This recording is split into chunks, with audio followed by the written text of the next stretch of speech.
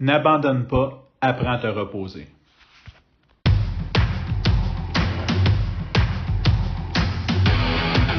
Il aime le code. Il faut que la communication soit codée, mais de façon claire et transparente. La rigidité, c'est pas pour lui. Mon nom est Francis Parent-Valquette et vous écoutez le Sandro Show. Mais le plus important, c'est qu'il est bélier.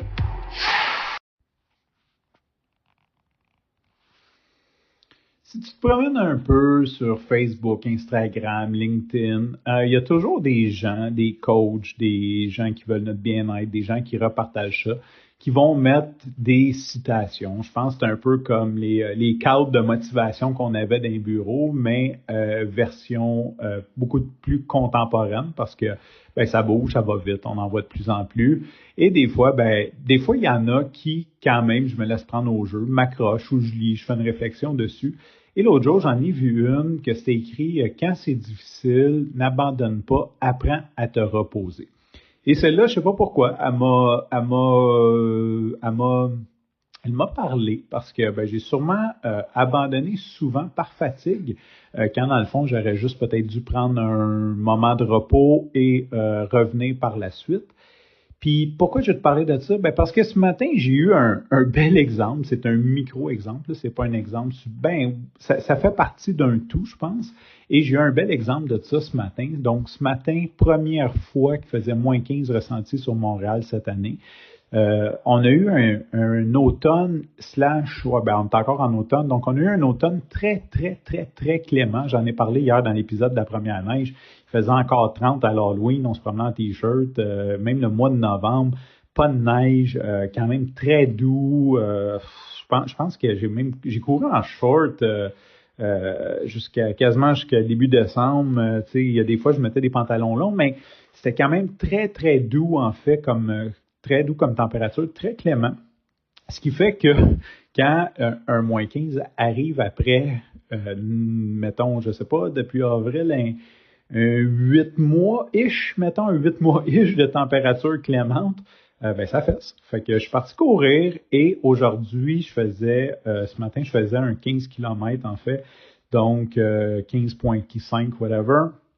Je suis parti le matin et je suis allé rejoindre, comme tous les vendredis, mon ami Gérardo. Cette fois-ci, au lieu d'aller le rejoindre en auto, je suis allé en courant. D'ailleurs, c'est quelque chose que je veux faire pour augmenter mon volume parce que, il y a des courses qui s'en viennent, il y a des événements qui s'en viennent et bien sûr, je veux gagner. fait que je veux améliorer mon PB de plusieurs heures. Donc, je veux intégrer plus de volume. Je veux intégrer plus de volume. Donc, c'est une bonne façon parce que ça me prend à peu près 20 minutes me rendre chez eux, 20 minutes à revenir, donc 40 minutes. Mais si j'y vais en courant, comme c'est 5 km-ish, c'est comme un 30 minutes aller, 30 minutes à revenir. Donc, j'ajoute 20 minutes, mettons 20, entre 20 et 30 minutes à mon entraînement, mais je gagne quasiment une heure totale d'entraînement. Fait que ça fait une très, très grosse différence. Quoique je dois me lever encore 30 minutes plus tôt, mais ça, c'est une autre histoire. Donc, je m'en vais faire ça, je rejoins mon ami, on court, et vers la fin de notre parcours habituel, j'avais le système reproducteur au complet gelé. Je n'ai pas choisi les bons pantalons, je pense, pour ce matin, manque d'habitude. Et là, avec la friction et le froid, ça faisait vraiment mal. C'était vraiment douloureux. Et là, on courait, puis j'allais reconduire. Dans le fond, je laissais mon ami chez eux, puis après, je repartais en courant pour chez nous, mais j'avais vraiment mal. Fait que je me suis dit, je pense que je vais juste arrêter ça là, j'ai trop mal, je vais prendre un Uber pour rentrer chez nous, tu sais. Puis là, on courait, puis cette citation-là m'est revenue. Fait que je disais, hey, je peux juste rentrer chez vous, là, genre 5 minutes, le temps que je me réchauffe un peu. J'ai dit que j'avais mal, évidemment. Et il dit, oh, ouais, pas de stress, tu sais. Puis c'est sûr, j'ai demandé la permission parce que, le vendredi matin, lui, il y a une vie, il y a une famille qui se lève, tu sais. Fait que c'est sûr que c'est un petit peu awkward quand tu rentres dans la vie familiale de quelqu'un de façon improvise le vendredi matin. Quoique je le fais, ça arrive parfois, comme quand il y a des pédagogies, quoi que ce soit, que je le fais de toute façon. Je suis assez proche de lui pour ça. Fait que je demande la permission. Il dit, ouais, pas de stress. Il dit, viens, je vais même te faire un café. Fait que on fait un café, on prend un café. Je prends un café, en fait, puis je repars après. Ça a vraiment fait mal quand je suis rentré à la chaleur. Le dégel de ça a fait terriblement mal. J'ai pris mon café, mais quand je suis reparti, comme, je sais pas, 10-15 minutes plus tard, en fait, je pense que c'était 8 minutes que j'ai pris, je l'ai vu sur la différence entre les deux montres, là. Puis, ça a vraiment fait du bien, tu sais. Puis, je suis reparti, puis j'ai pu terminer ma course vraiment dans le bonheur, tu sais. Je suis reparti.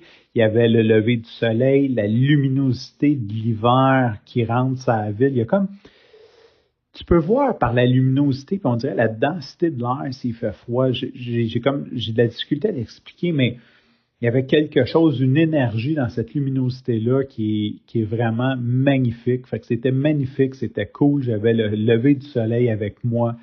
Tout ça pour dire que si j'avais écouté mon premier instinct, ben j'aurais simplement abandonné cette course-là 5 km avant la fin, quand dans le fond, le secret, c'était de prendre un petit peu de repos. Fait que la prochaine fois que tu penses à abandonner, pense à ça. Peut-être que tu es capable de juste te reposer un peu et terminer ce que tu as à faire. Sur ce, je te remercie pour ton écoute. Je te dis à demain et